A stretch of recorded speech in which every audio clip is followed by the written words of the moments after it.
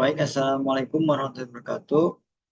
Sebelumnya perkenalkan nama saya Irfan dengan NIM 21416255201205.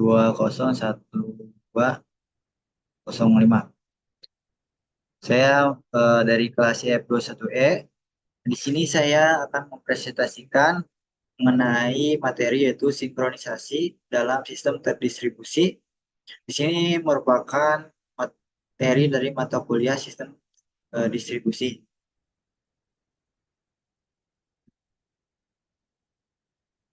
Nah, di sini sinkronisasi dalam sistem terdistribusi. Ini merupakan aspek krusial yang menjamin keselarasan dan konsistensi operasi di antara berbagai komponen yang tersebar secara geografis. Jadi konsep ini menjadi fondasi penting bagi mahasiswa ilmu komputer dan profesional IT dalam memahami dan mengimplementasikan sistem terdistribusi yang andal dan efisien. Nah, sistem sinkronisasi diperlukan untuk mengidentifikasi masalah-masalah eh, yang mungkin timbul, mekanisme dan algoritma yang digunakan, serta bagaimana menerapkan dalam skenario di dunia nyata. Nah, di sini ada sinkronisasi, ada definisi, tujuan, konteks, dan tantangan. Nah, untuk definisi, sinkronisasi adalah proses pengaturan jalannya beberapa proses pada waktu bersamaan untuk menghindari terjadinya eh, inkonsisten inkonsistensi data dalam sistem terdistribusi. Kemudian ada tujuannya untuk mengatur ke resource resource yang dibagi atau share resource untuk menjaga konsistensi dan integritas data di seluruh sistem. Kemudian ada konteks dalam lingkungan terdistribusi di mana multiple node atau proses beroperasi secara simultan dan dan berpotensi mengakses resource yang sama. Kemudian di sini juga ada tantangannya, yaitu untuk menjaga keselarasan waktu dan urutan eksekusi di antara komponen yang tersebar dan pertimbangan latensi jaringan dan potensi kegagalan sistem.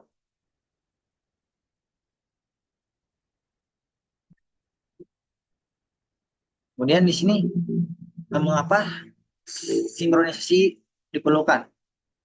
Di sini ada tiga alasannya. Yang pertama ada mencegah race condition.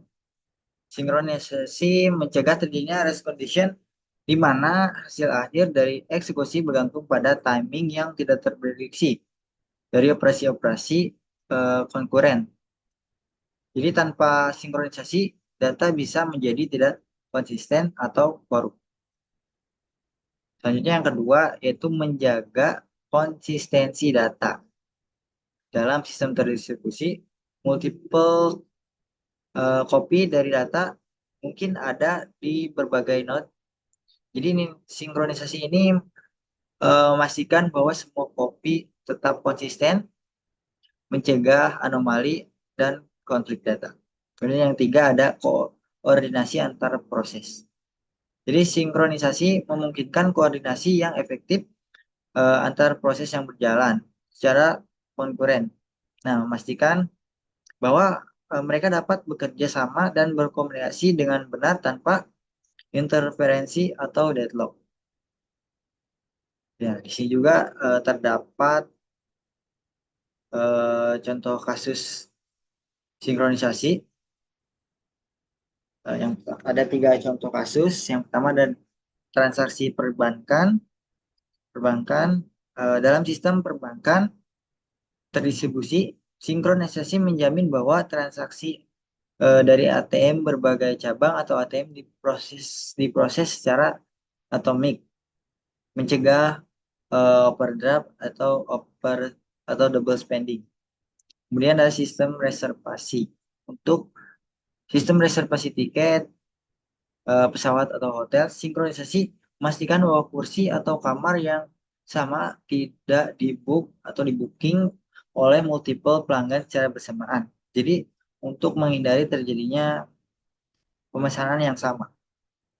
Tentunya ada kontrol industri. Jadi dalam sistem kontrol industri, sinkronisasi kritikal untuk mengkoordinasikan operasi berbagai mesin dan sensor.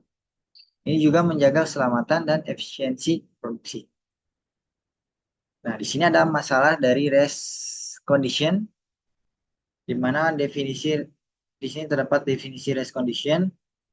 Eh, ini terjadi ketika multiple proses mengakses dan memanipulasi share resource secara bersamaan, dan hasil akhirnya bergantung pada urutan eksekusi yang tidak terprediksi. Yang kedua ada penyebabnya. Biasanya disebabkan oleh akses konkuren ke shared memory atau research tanpa mekanisme sinkronisasi yang tepat. Nah, ini sering terjadi dalam sistem multi-thread atau terdistribusi. Ada juga dampaknya di mana dapat menyebabkan inkonsistensi data, crash program, atau perilaku yang tidak terduga. Dalam sistem kritis, ini bisa berakibat fatal. Yang keempat ada solusi, di mana implementasi mekanisme sinkronisasi seperti mutex, mapur, atau atomic operation untuk mengontrol akses ke share resource dan menjamin eksekusi yang konsisten. Di sini juga ada uh, critical critical section problem. Jadi ada 4. Yang pertama ada identifikasi critical section, di mana bagian kode yang mengakses share resource dan harus dieksekusi secara atomik. Jadi identifikasi yang tepat adalah langkah pertama dalam menyelesaikan masalah ini. Yang kedua, implementasi mutual inclusion. Jadi gunakan mekanisme seperti mutex atau smapur untuk memastikan bahwa hanya satu proses yang dapat memasuki critical section pada satu waktu. Yang ketiga, hindari deadlock dan starvation. Pastikan bahwa solusi tidak menyebabkan deadlock atau starvation. Implementasikan mekanisme timeout atau prioritas jika diperlukan. Yang keempat, verifikasi solusi. Uji solusi secara menyeluruh untuk memastikan bahwa semua kondisi terpenuhi, seperti mutual inclusion, progress, dan bounded waiting. Di sini ada tabel mekanisme dari sinkronisasi. Ada mekanisme, deskripsi, dan use case. Yang pertama ada semapur. Jadi kontrol untuk akses ke resource dengan operasi wait atau P dan signal V. Nah, di sini use case-nya resource allocation dan juga event synchronization. Kemudian ada mutex logs, binary semapur untuk menjamin mutual inclusion. Dan di sini use case-nya proteksi critical section. Ini ada monitor abstraksi tingkat tinggi yang uh, mengekapsulasi data dan sinkronisasi. Jadi sinkronisasi kompleks dalam bahasa OOP. Kemudian ada distribute logs, jadi mekanisme logging untuk sistem terdistribusi. Yang use case-nya koordinasi antara node dalam cluster. Nah, di sini juga ada algoritma sinkronisasi. Ada algoritma Lamport. Jadi menggunakan logika timestamp untuk menjaga urutan casual events. Simple namun efektif untuk banyak aplikasi terdistribusi. Ada vektor log, melacak dependensi kasual dengan detail lebih tinggi menggunakan vektor timestamp. Ideal untuk sistem yang memerlukan informasi kausalitas yang lebih akurat. Kemudian ada token ring. Jadi token beredar di antara proses memberikan hak akses ke resource, efektif untuk mencegah starvation dalam sistem terdistribusi. Kemudian ada konsensus algorithm seperti PCOS atau REF. digunakan untuk mencapai kesepakatan dalam sistem terdistribusi yang rentan terhadap kegagalan. Nah, ada juga studi kasus eh, distribute system, distribute banking system,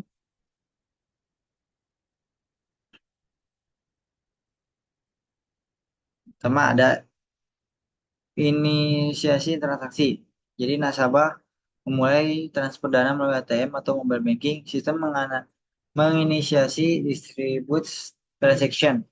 Kemudian akuisisi log, sistem mengakuisisi, mengakuisisi distribute log untuk akun yang terlibat, cegah akses konkuren yang dapat menyebabkan inkonsistensi. Nah, selanjutnya ada verifikasi dan eksekusi. Sistem memverifikasi saldo dan mengeksekusi transfer jika memenuhi syarat. Semua operasi dilakukan dalam satu atomic transaction. Yang keempat ada commit dan release. Setelah transfer berhasil, transaksi dikomit ke semua node terkait log dilepaskan. Dan transaksi lain untuk diproses. Di sini ada latihan dan diskusi. Jadi yang pertama ada race condition dalam sistem reservasi. Analisis kondisi race condition dalam sistem reservasi tiket online. Bagaimana Anda mengambilkan mekanismenya untuk mencegah overbooking. Yang kedua ada implementasi distribusi mutex. Rancang dan implementasikan sebuah distribusi mutex menggunakan logaritma token ring. Jadi bagaimana untuk